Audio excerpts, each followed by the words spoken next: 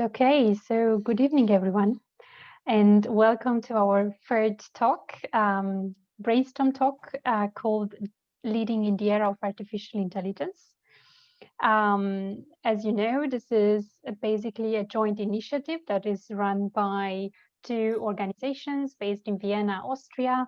One is Jamba Career for All, and the second organization is Artificial Intelligence for Development Agency. You will have all the contact details if you want to stay in touch with us or get to know us a little bit more. At the end of this talk, we will share with you our connection details, and yeah, we encourage you to reach out to us. So let's start. I have the pleasure today to welcome our amazing guest, Mohsin Chan. He is from Pakistan. He is the CEO of Youth Advocacy Council of Pakistan, and we are really grateful for his presence today and for have taken the time to join us and talk to you about his work in Pakistan and in ways in which his organization uses AI to be useful to the community. So welcome, Mohsin. Well, thank you so much, Elena, and thank you, Eva. Wonderful. So I will start sharing my screen with you now, just to take you through the presentation for today. And just bear with me one minute.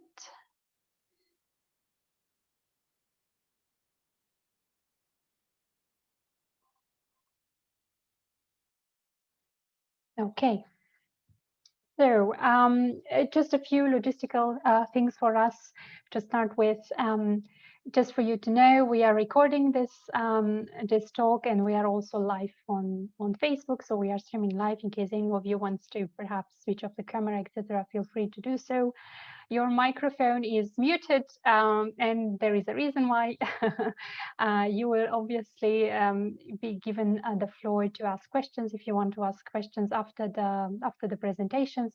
So please take that opportunity, use that opportunity to raise any questions you may have.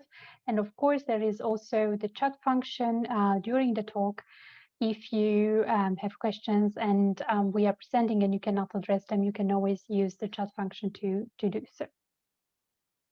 Just a reminder again of this joint initiative, our mission and vision. Basically, we want to raise awareness around artificial intelligence. We want to demystify AI so that no one is left behind in the era of artificial intelligence. And this set of talks are in particular dedicated to people with disabilities. So we hope to have many of them joining us today and having also questions perhaps prepared for us. The next talk that we are going to have will be in January the 14th. The subject is AI and ethics. We will bring to you two amazing speakers, researchers, both of them at the Technical University of Graz. They will look into the benefits and risks of AI systems from a technical perspective, but also philosophical perspective. So that will also be a very engaging discussion, and we'll hope to have you joining us on January the 14th. And so for today's discussion our topic is leading in the era of artificial intelligence, and we have three main parts. I would like us to have a look at what really leading in the era of AI means, and who are or where are these leaders, and then Mohsin will introduce his organization and the amazing work that they are doing there, and will present us how they lead the AI revolution in their own community and for their own country. And afterwards, we'll have the opportunity to have some questions and exchange on this topic. So for today, I would like us to look at this leading in the era of AI through three different angles. So we will start with looking at it from a country perspective, a government perspective, then community level, and here Mohsin's contribution will be extremely important for our topic and discussion today, and then also an individual level. So I will present a country and individual level, and then the best part in the middle of the sandwich will be given to Mohsin to talk about his work and his experience. So as you all know, there are different countries competing basically in the era of artificial intelligence, and in particular, US, so the United States and China are, of course, outstanding competitors in this race. However, there are also other countries that really make amazing use of AI, and I will talk a little bit more about those countries as well. And in my next slide, I will explore and get a little bit more concrete on how US and China are basically tackling the era of AI. The reason why governments are racing to become a champion in the era of AI is because of its huge potential, the potential of this technology from an economic and also social perspective to create growth and to strengthen any government and any country around the world. So as you see, there are certain forecasts from different consulting companies and research institutes that predict that AI will add approximately $15 trillion to the global economy by 2030. These numbers may need to be revised now during Corona times. I think 2020 has been a particular year, but nevertheless, the potential still remains very, very significant. And of course, global competitiveness is directly tied to the industrialization of AI. This is another reason why many countries around the world try to make it with and through the era of AI. And also, as I have shared with you in the first talk that we gave, around more than 50 countries actually around the world have drafted certain national AI policies and strategies in trying to understand how their country can make the best out of this technology and adopt it in a meaningful way. So let me share with you some ideas on the last point on the slide. So countries with important stakes in AI, but not named as the leaders in AI compared to the US and China. So for instance, Japan has been a leader in AI for a long time now, in particular in AI and robotics. They have been the leaders definitely in using this technology in robotics, and they have very, very strong research centers, institutes. One thing they are lacking currently, or they are suffering, is a problem of demographics. So as we all know, Japan's population is getting older and older, which means basically a lack of talent in the country and labor force to help them grow and even prosper with technological development they are looking into. Now, UK, for instance, UK is a particular case. UK, in particular in Europe and also around the world, tries to position itself as the leader in AI ethics and principles. So they know that they don't have the force and neither the investment seen as the US or China to compete with those, and neither the fundings, but they think they can be the leaders in all the policies related to AI, responsible AI, trustworthy AI, and perhaps any other terms that you may be familiar with. France, contrary, or not quite contrary, of course, AI ethics is also very big on their agenda. They are mainly focusing on free things, so transportation or AI in cities, AI in defense, and AI in the ecosystem, in the environment. So these are their three major points of focus for France, and also they are attracting, so they have a very interesting way and package to attract investors, and also many of the AI or big tech companies basically have created offices in France in AI research, such as Facebook, IBM, and many others have taken this opportunity to implement and position themselves in this country. Now, South Korea has a big ambition in also being a leader in AI. They are looking at it mainly through AI in the public administration. So how can it be useful for the government, and also in creating their skills and in the universities, in the research institutes, etc., to be competitive on the market. So they are building many hubs and many research similar to Silicon Valley, but just different places in the country to attract this to talent, and also to form basically and train the people on the right skills with AI. And of course, if we take the example of Russia, so I think Vladimir Putin has made a statement saying something along the lines that whoever will make it or will lead in the AI will be the leader, a world leader, will become a world leader in the next years.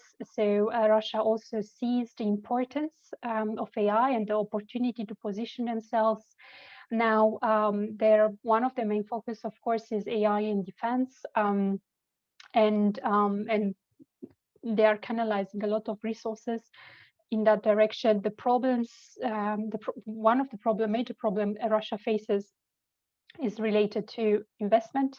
It's very difficult to attract investment in Russia, and also the labor force. So the AI brains in the country, if there are any and talent, and of course they are basically hired abroad. So there is very little future prospects for those people to stay in Russia and basically invest back in the country. Now, a few words about perhaps US and China. You may be very familiar with with those two countries and the continuous battle between those two titans on the global economy, and in particular related to AI. So China is very clear. They are using AI in all sorts of ways you can imagine, from from using facial recognition to interact and track different parts of the population or all population, to using it in the banking system, to using it in the public administration as well, etc. So they are big. They're definitely big on AI.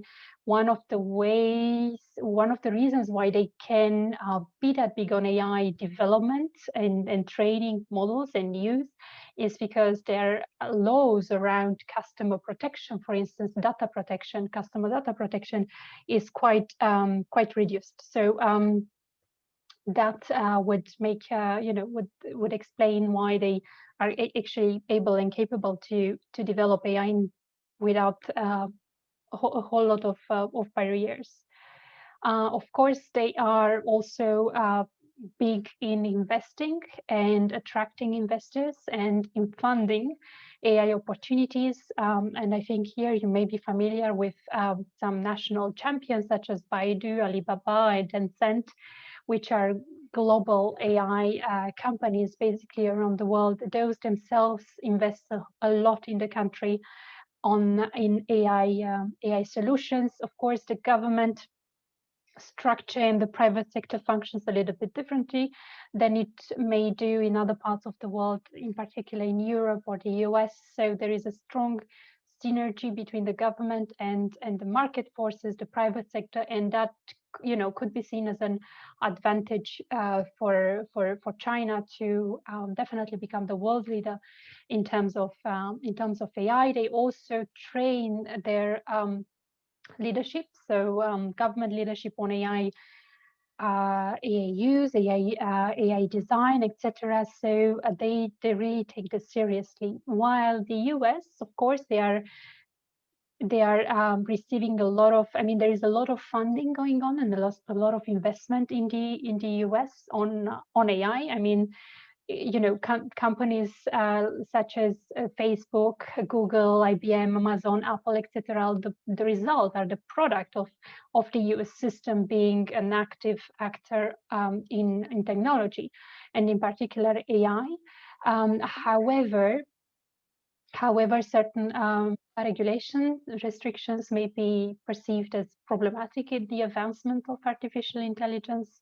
There has also been recently quite of a dissonant messages coming from the government and from the private sector in terms of what they want to do and how they want to do it. Nevertheless, as you see on the slide, so global giants such as Google, Amazon, Apple are still the biggest in the world in AI, and here actually are taken the number of startups, AI startups that were bought by each of those companies. So this was the way in which you was measured basically the investment in AI. There are different ways to look at it. So in this case, in particular case, was taking into account the number of startups that were bought by this players, big players. Okay, so I hope you got a little bit of an idea of what it really means to lead in the era of artificial intelligence, and what are the countries or governments really looking at it. Of course, there are many others to mention. In particular, Finland is. And the University of Helsinki is taking AI literacy and AI awareness very, very seriously. They have developed a broad range of training programs accessible for free in English, for instance, for everyone to to take on this training and basically develop new skills in AI, understand what AI is, etc. I think one of their targets was to have by 2025 at least 20% of the population trained on AI, and not really on their own population in Helsinki, in Finland. So, but not only they have reached the target, but they have surpassed the target. So, and before 2025. So it's really amazing the effort they are putting into this, educating their population. And they have also recently launched a new training on AI in ethics. Okay, again, a great example of the government to really moving forward and tackling the AI challenge at a national level. I hope these initiatives will be seen and taken everywhere around the world. Okay, so individually, what can we really do to also become a leader in the era of artificial intelligence and feel part of this revolution and not be left out, basically? I think by now it's really obvious that AI is really impacting every industry. That means every job that is out there.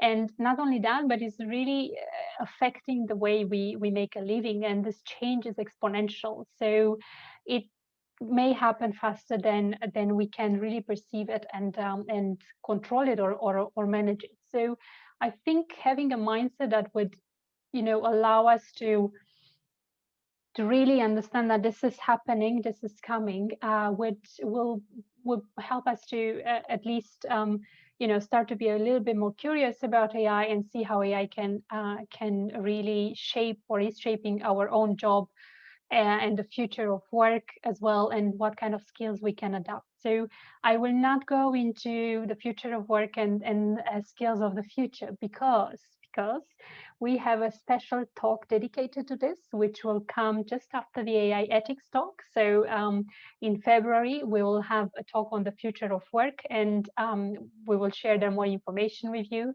But I wanted to share with you this one slide that you can see right now as a teaser, basically, for that talk. Because, I always have to receive the question, is AI really going to replace my job, or is AI going really to lay off people, etc.? And as you can see, this is basically a snapshot from the World Economic Forum report from 2020. They looked into the future of jobs, and they worked here with LinkedIn and Coursera to gather the data and analyze the data. And of course, I think this report was put together before the corona. So things may have changed a little bit, but not too much in terms of the future of work.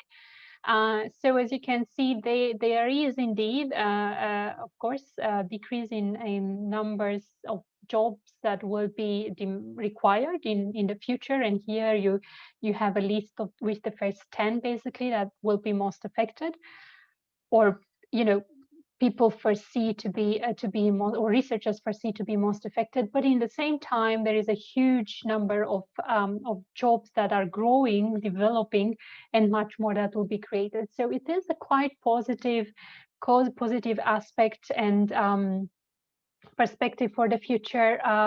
But nevertheless, of course, I think we at the individual level will still have to do our homework and try to understand how is AI really shaping our world beyond using our phones and computers.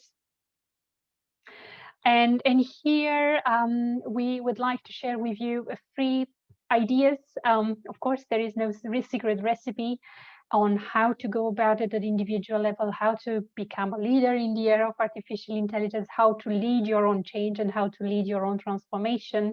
It very much depends on where you find yourself, in which country, on which continent, which career, which job position, your aspirations, etc. But I think these 3 things are quite valid for no matter where you are. The first one is really to look into the valuable human skills.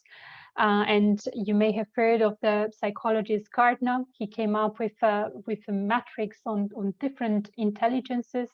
So there are more than, I think it's 9 or 12 intelligence that he identified, and each of them being as important as any other of those of the rest of them, and also working independently. And you may have heard of emotional intelligence, you may have heard of music intelligence or creativity. These are all forms of intelligence that are that for now models and train algorithms are not modeled and are not trained yet, and also machines are not didn't grasp yet on how to do that. So these are skills that only humans have. And the more we work on those and the more we try to enhance those skills and we become more aware of our different types of intelligences that we have, more chances we'll have to succeed in the era of artificial intelligence. Then the second one is understanding AI terminology and principles. I think this is one of the reasons why we are holding this talks and many other events that we are organizing, is basically to send out the message and let people know that you don't have to be an IT guru, or you don't have to be a programmer, or you don't have to work for Google to feel the need that you have to understand AI, or that you should set some time aside and confront yourself with AI terminology and principles. The reality is that we will all have to interact with AI systems, and we will all have to understand how to do that and how to read an AI system and have a basic understanding on how this technology functions, so that we can then do our work successfully. So each of us at any level,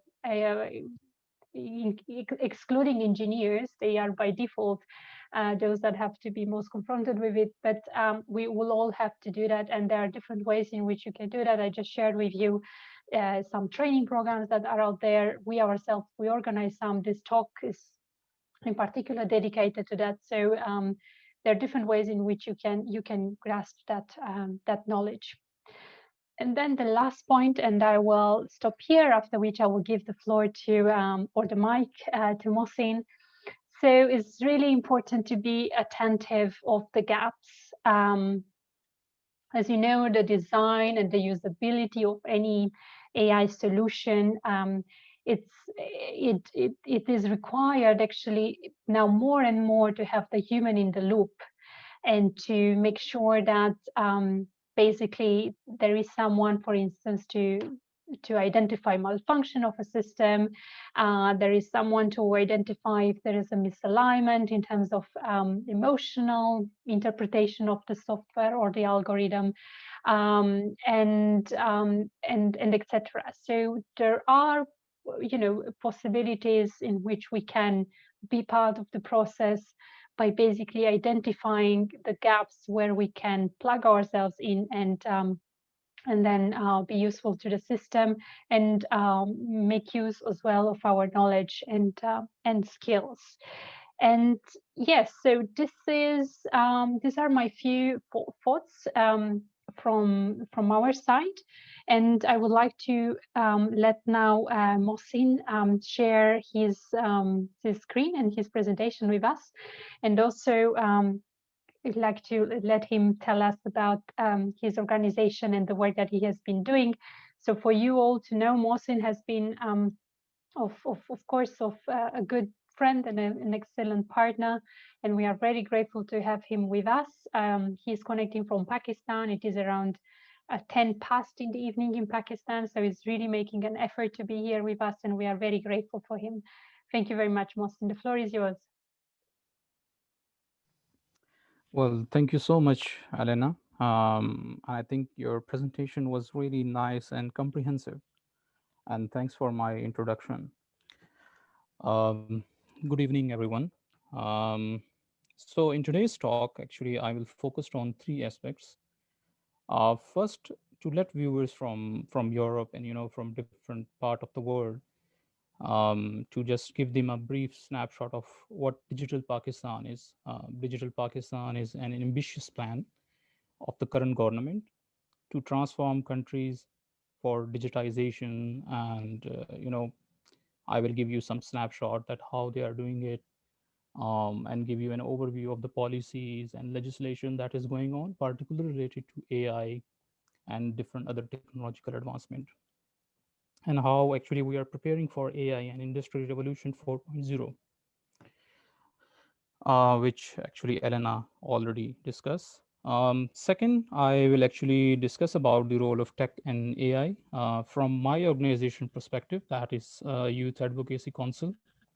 I will give you a brief, information that how actually we are advancing SDGs, particularly related to SDG 3, 5, and 10, related to good health and well-being and gender inequality. And lastly, I will give you a brief overview of people with special abilities. I actually do not call them people with disability, but people with special ability or special needs, and introduce you few organizations who are actually using technology to support these marginalized community. So let's begin with this.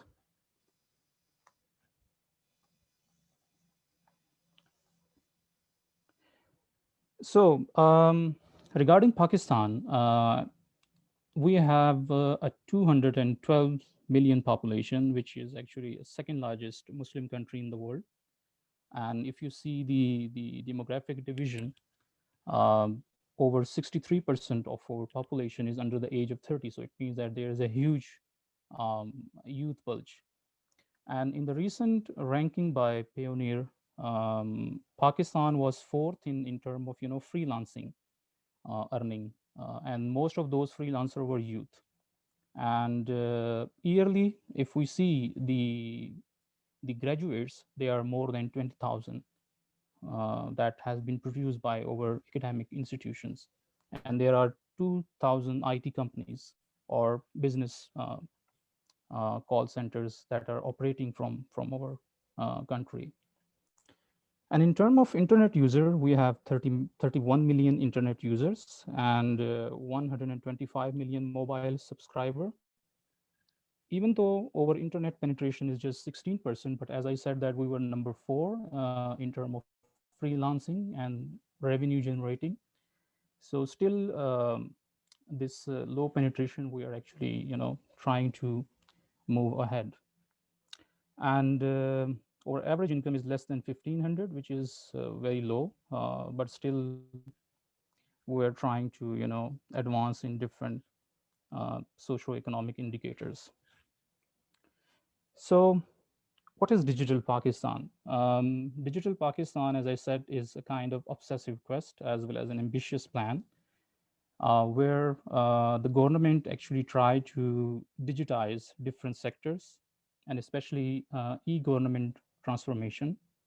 And they also want to include people with special need or people with special abilities, youth and minorities to accelerate SDGs. And they have a vision to become a strategic enabler for accelerated digitization ecosystem to expand the knowledge-based economy and spur socio-economic growth. It also entails to establish specialized innovation centers, capacity development program, fintech, artificial intelligence, Internet of Things, robotics, cloud computing, big data in major cities of Pakistan. So there has been, a lot of investment that is going on in these areas. At the same time, the government introduced financial and non-financial incentive to attract foreign direct investment.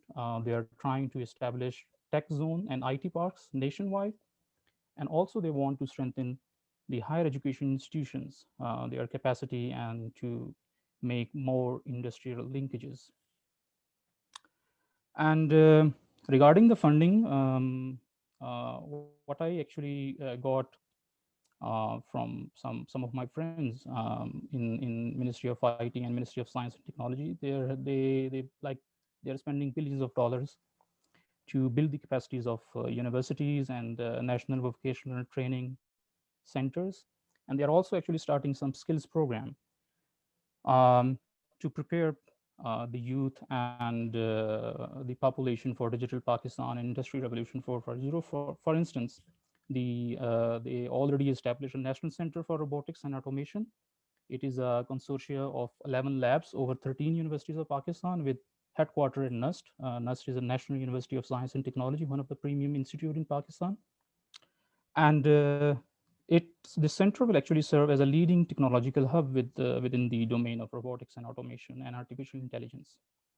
And then we had another very great initiative, which is Presidential Initiative for Artificial Intelligence that aim to train over 100,000 youth in artificial intelligence. So this is actually the website for the Presidential Initiative for Artificial Intelligence and Computing, and they already had started some online courses because of this COVID situation, and so far they actually got like over 100K application in just first inaugural year. So from this we can see that a lot of people actually they are interested to learn about these new technologies, and particularly artificial intelligence, cloud computing, and robotics, and especially data analytics as well. So looking at the pace of technological advancement and the government policies and enabling environment, um, Youth Advocacy Council also actually try to capture and capitalize this momentum, and we were registered in 2012, and we actually trying to impact people's life. And so far, 5,000 vulnerable communities and marginalized groups, particularly transgender person, minorities, and people with special needs, they had been impacted through our programs, and we envision to strengthen youth for social development and economic empowerment. Uh, we actually focused on digital literacy and skill enhancement. We also work on socio-technological disruption, particularly related to artificial intelligence and cybersecurity through our social enterprise that is called Security Wall. So Security Wall is actually a cybersecurity firm which provide kind of services to different companies and governmental institutions in ethical hacking. And we also work on primary health and prevention of endemic diseases that I will explain actually later, and water and sanitation and peace and preventing violent extremism using technology and digital activism, as well as empowering minorities and transgender person. So this is our small team. Me, Avas, he is our founder and president, and then we have Babar. He is actually the CTO and founder of Security Wall. He also worked with the Prime Minister Reform Unit. he has launched an app for Prime Minister complaints, and he is one of the you can say in a technical team to protect data and save it from hacking. And then we have Dr. Azifa. She is a doctor and she is leading over project development team. And then Sumaira and Farouk for coordination in the HR matters. Um, we have been actually the first organization among 19 Asia Pacific countries who were actually finalists for Asia Pacific Social Innovation Award in 2020 by Ministry of Economic Affairs in Taiwan. And among first three organizations from Pakistan, from Asia, who were actually funded by Gilead Sciences, and among top 15 in Startup Istanbul. And also we are DICE Fellow, which is Developing Inclusive and Creative Economies. This program was initiated by British Council, and we are among 1,500 startups in Pakistan for inclusive and creative economies. So what is TransHelp? TransHelp is a digital platform that actually utilize technology and AI to combat health and transphobic challenges. So TransHelp is Pakistan's first innovative digital platform designed to help and provide health and legal support to underserved communities, particularly transgenders and youth, to prevent HIV/AIDS, sexually transmitted disease, gender-based violence, and empower youth and transgender person, people living with HIV/AIDS, to fight against transphobia and gender discrimination.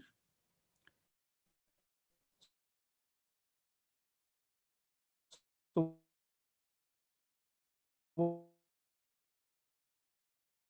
what we are program that for where actually we provide them face-to-face counseling. The second one, for those who have smartphone, we have a mobile app.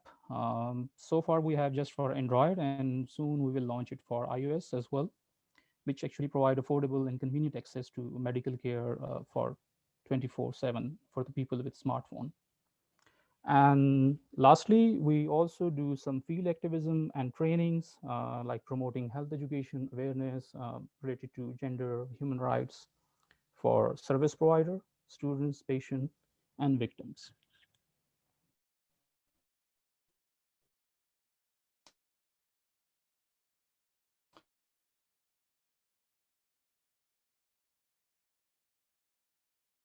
We use research, a very comprehensive survey in 3 districts across 2 provinces, namely Khyber Pakhtunkhwa and Punjab, which are actually highly affected by gender-based violence and HIV pandemic.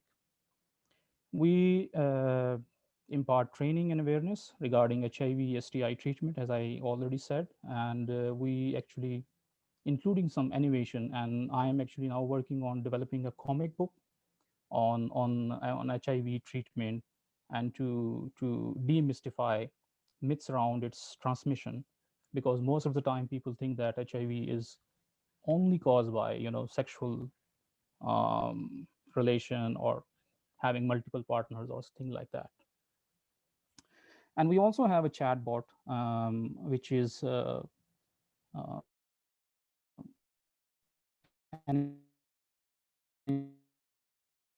intelligently in English, but also in the local dialects. And apart from that, we actually assist transgender youth in voluntarily and confidential HIV counseling and testing services. We help them to diagnose, provide them kind of counseling that to reduce their stigmas and fear for testing through our partners, and also refer them to different kind of treatment centers in case if they um, if we find that they are positive.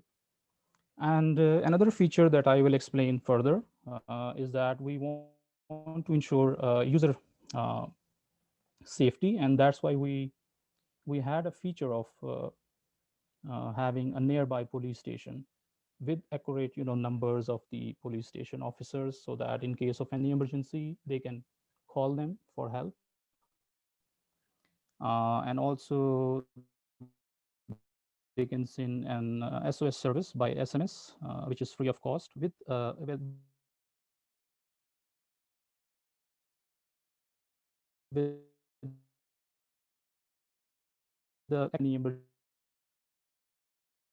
emergency, or in abduction or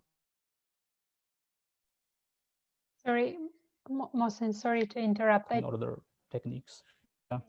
Yeah, I just want to let you know you are cutting off a little bit, but we can still hear you. Are just cutting off a little bit.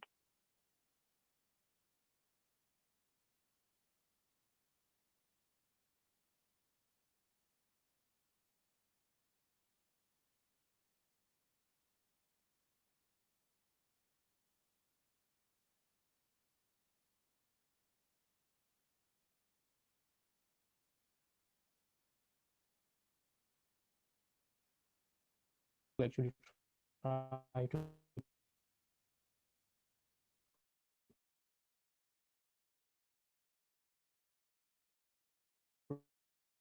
protect the data. And industry. These we have. This is a very comprehensive study on the plight of third gender, a baseline study of transgender person in Pakistan. You can actually download it and you can read about what kind of socio-economic and health challenges the third gender have in Pakistan, and how actually technology can help them to reduce these barriers to access health and educational facilities in Pakistan. And these are some of the trainings that we have done despite this great pandemic with our partners. This was a media outreach with national televisions and radio stations across these districts. So what is the impact since February 2020? Um, we had actually impacted directly 3,000 people's lives. And then through this program,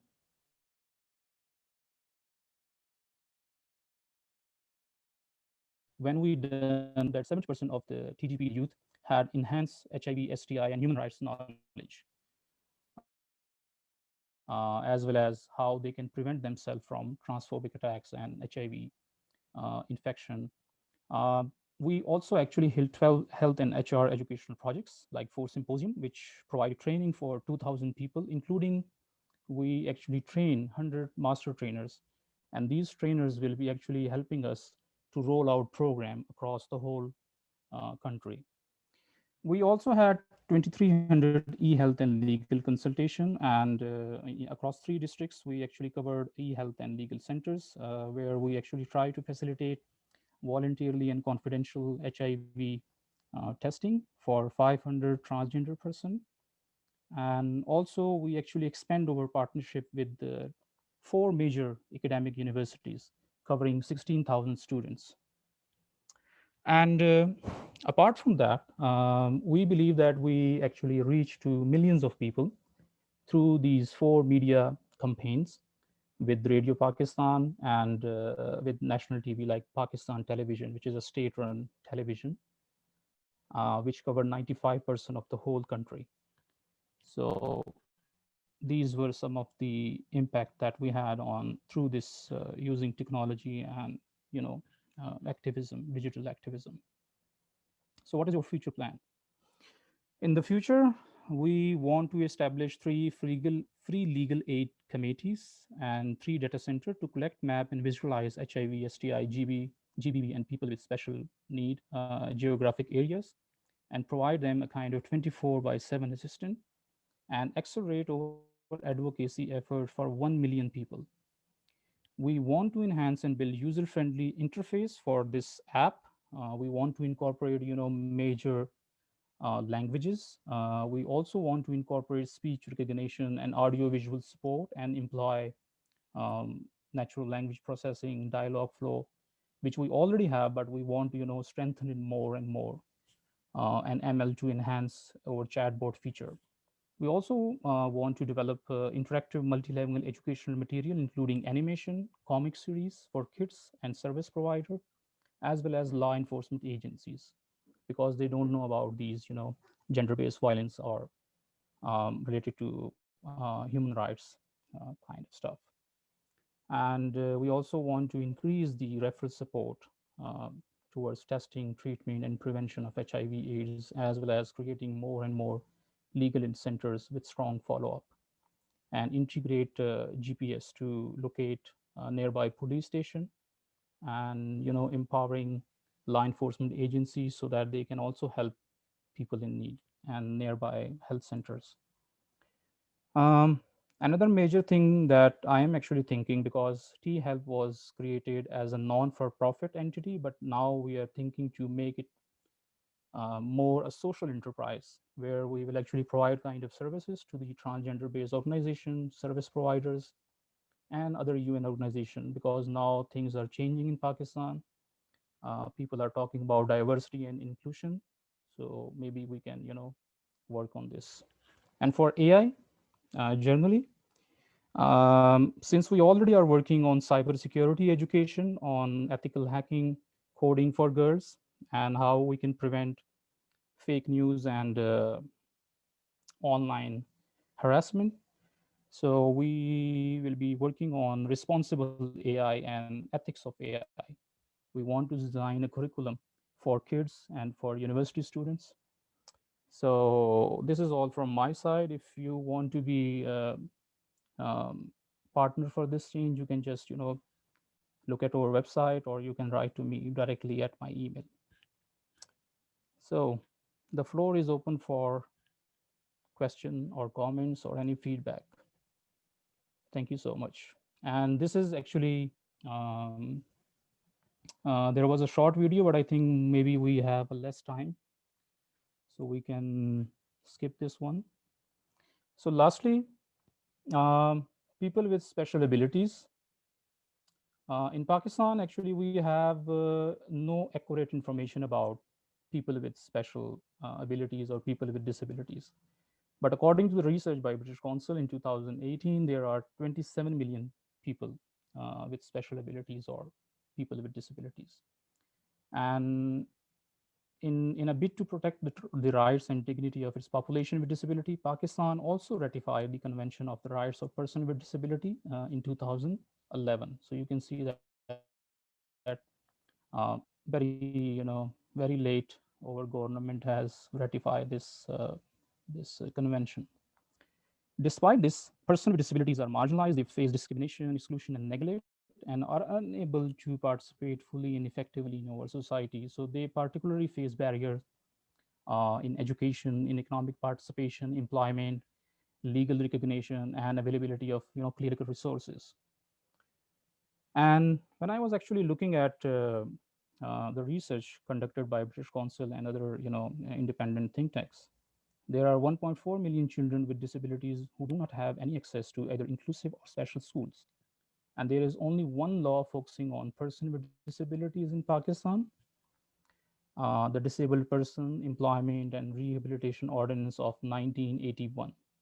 So you can see 1981, since several decades ago. And there are only just 0.49 psychologists or psychiatrists for every 100,000 people in Pakistan. Even though there are a number of organizations working in service delivery, charity, or advocacy, but very limited actually. When Elena told me to find any organization who is using technology or AI to support people with disability or people with special abilities, it was really hard for me to find, because there were only 2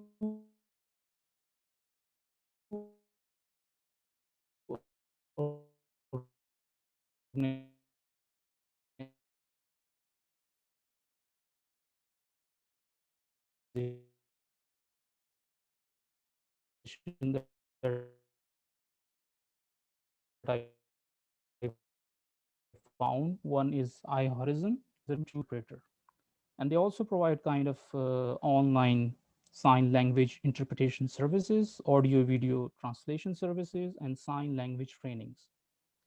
The both of these organizations were supported by UNDP in Pakistan, and I already included their information. So maybe Jamba and Elena, you can look at the resources, and then you can find something if it is appealing to you.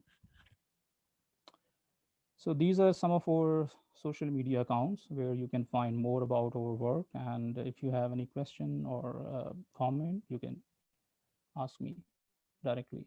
So thank you very much. Thank you very much, Mohsin. I think that that was a really very nice presentation, comprehensive, on how AI can be used in the community in general, and in particular, how Pakistan is addressing the AI challenge, and how your organization is using the technology and AI to, yeah, to leverage its potential and serve the community at large. Thank you very much for highlighting some crucial information around people with special abilities. You call it people with different abilities. Jamba calls it. It's always nice to see, you know, kind of the same thinking behind the terminology. And it is really striking to see that only 0.5 almost percent, right? You were saying psychologists are basically in charge of 100,000 people that would be needed support, right? So it's a very low number of experts that Yes. can serve this population. This is really incredible. Thank you. Thanks for sharing that with us. Hmm. Thank you so much, Elena. So if someone has any question or comment, they can just maybe, I don't know about the format, so you can lead the conversation further. Thank you so much. Thank you. I have one question, but I would like to give the floor perhaps to the participants, those that join us. Anyone, any question? You can also use the chat function, as you know, to type in your question. In the meantime, you highlighted you have a successful path, right? And you have managed to leverage and create a lot of interest around the topics you really care about, and the organization has created an impact and tremendous impact in the country and also in the region. But what kind of challenges did you face? I'm sure the road has not been smooth all the time. So, what were Yes, the actually, major there challenges? are, well, actually, I think there are multiple challenges Mm, from technological perspective, the social resistance. It is a social kind of, taboos in Pakistan, especially in Islamic world, when you talk about these issues. And then financial resources as well, but we managed to overcome financial thing, but we still are facing some challenges to find out some volunteers as well as technical people who understand human rights, who understand about SDGs, and who are passionate about using technology, particularly AI, mm, because most of the time the people from this technology arena, I'm not a technologist, I am an economist and public policy person. So we know about these stuff, but people from computer science background, or from artificial or deep learner, or these kind of people, they somehow do not understand. So there is a a kind of big bridge.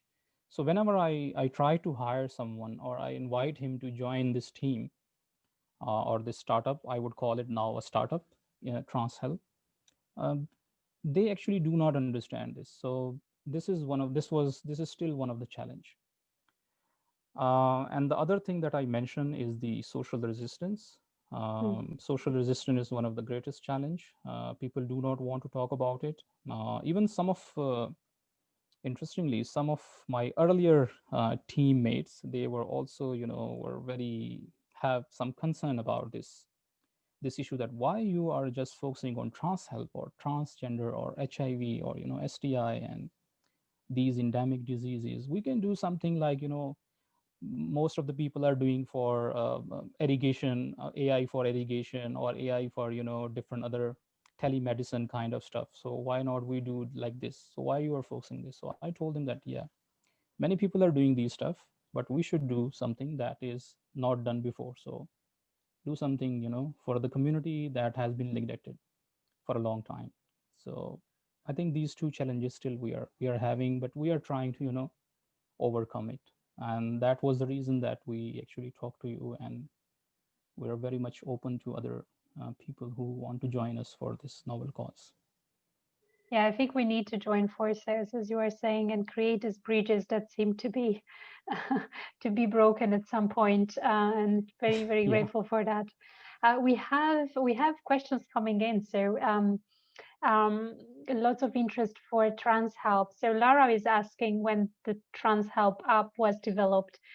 She believes they maybe some of the elements were probably useful in helping a COVID testing app.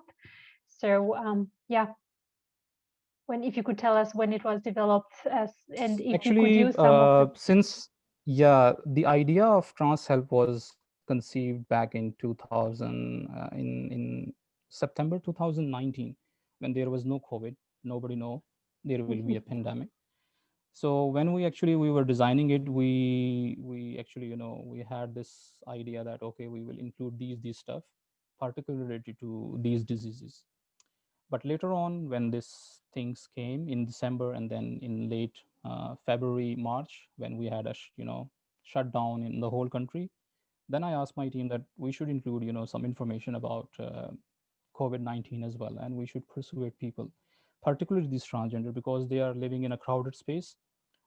They do not have any formal employment. Most of them are sex worker, or they are living on very minimal Yeah. income, because Mm, we had a very detailed research, and I encourage everyone here, they can go to our website and can download that uh, mhm, report. They will find some interesting fact.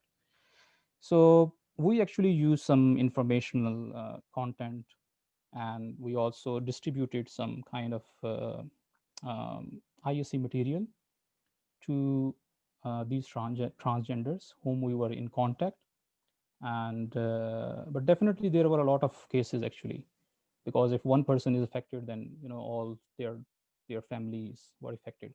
And transgenders are actually not living with their families. Mostly they are living in a groups which they call dera, or it is a kind of do not have any appropriate word in English. mm, So they live with a guru or someone who is controlling them, who mhm, actually asks them for begging, or these different kind mm. of stuff, dancing or sex work or something like that. So we actually told them that okay, this is the thing, and then we know that you cannot go out for work or something, and everything is shut down, so please read these things in a local language. And also kind of sensitization and psychosocial support, because they were mentally upset. They have nothing to eat, or no money in their pocket. So definitely there were different challenges that we say, but particularly in this pandemic situation. But Mhm. we encourage them for testing. um Even Yeah, though yeah, actually usually they don't have any access in the private or public hospital. But we found as an organization that they were more discriminated during pandemic situation, because mainstream facilities were only for other people, not yeah. for these non-binary or transgender people. So they were actually marginalized. And we know that there were several cases where they were being infected by COVID. But we actually try to facilitate them through cash or through food aid or stuff like that, I think using this app. So this app was actually very instrumental to mm, identify people. And we actually, if I remember, we provided kind of food assistance to over 300 transgenders who were actually in a severe need of food and money to support their life. So this app has helped a lot. yeah, amazing. Thank you for sharing that. It is the sad reality in terms of crisis is the most marginalized are also the most vulnerable and the most affected by the situation. So you touched a little bit on the impact, right? That you basically you create and for the services that you deliver. We'll take one last question from Mm. Angela. She suggests if you could share maybe a Feedback, little bit yeah. more exactly on some of the feedback that you have on your Actually, impact. yes, for that, I have a short video. If we have a time, that would be really interesting to hear, because we are actually now in the production phase of creating some stories of this program, because 1 year has passed, and especially this COVID situation. So let me share this short video. Maybe this could help you It is in local language, but we have subtitles, so maybe you can read it a bit. If you allow me, I am sorry. Sure, go ahead.